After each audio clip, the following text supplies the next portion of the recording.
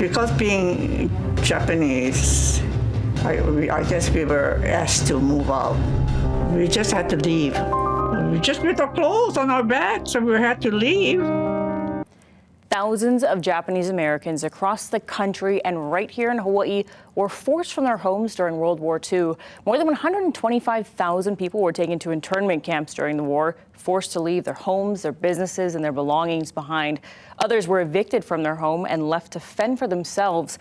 And a brand new documentary, Removed by Force, now shedding light on this story that went untold. And here in studio, we are so happy to welcome the group that helps them through this challenge, filmmakers Bill Kaneko and Ryan Kawamoto. Thank you both so much for being here. We're so excited to talk about this documentary. So why don't we start off by just telling us what is Removed by Force? Well, Removed by Force is a one-hour documentary presented by the Japanese American Citizens League of Honolulu. And basically what it entails is the 1,500 Japanese Americans from Hawaii that were not interned or sent to camps, but they were evicted out of their homes and businesses. And we interviewed people who lived through it. We interviewed the volunteer attorneys that helped them fight for their cases and the government officials that were involved in it.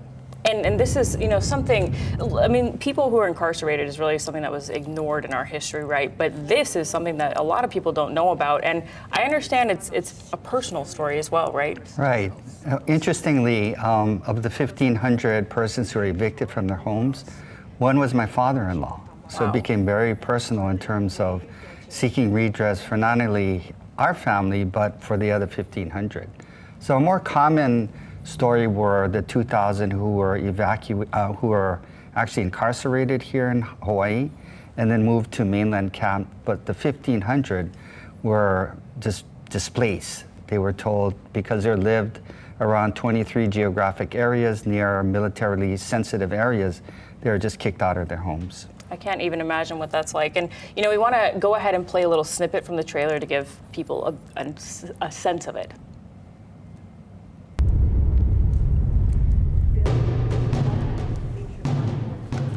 Before the war broke out, that is kind of scary because we were just outside of Schofield.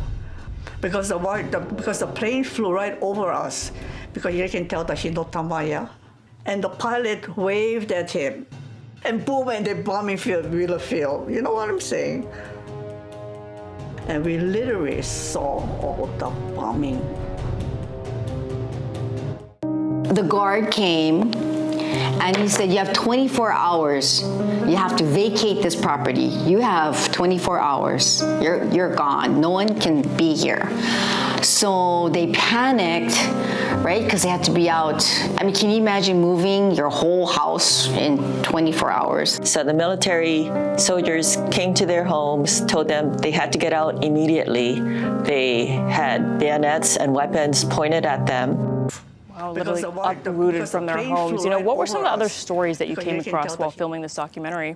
Well, one of the stories that comes to mind, and we just saw that soundbite, was the Ueda family. They own the Ueda shoe store, which is still in existence today. So basically, Kazue Ueda, who is 106 now, I interviewed her. Her father, on December 7th, was arrested and was incarcerated for the duration of the war. Mm-hmm. And she didn't see him for 11 years.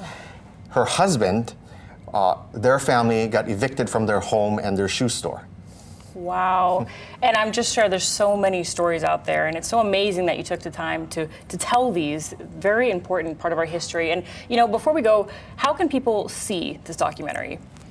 Well, we had a premiere about a week ago, and it was sold out in 2 weeks. So we are going to have several other screenings on Oahu and throughout the neighbor islands. So they can go to the JACL website, honolulujacl.org, and sign up for future screenings here on Oahu and statewide. Oh, definitely go and make sure to check that out. Like I said, it looks amazing. We really appreciate you both being here in studio to talk about it. Filmmakers Bill Kaneko and Ryan Kawamoto, thank you so much for your time. We'll be right back with more news coming up after the break.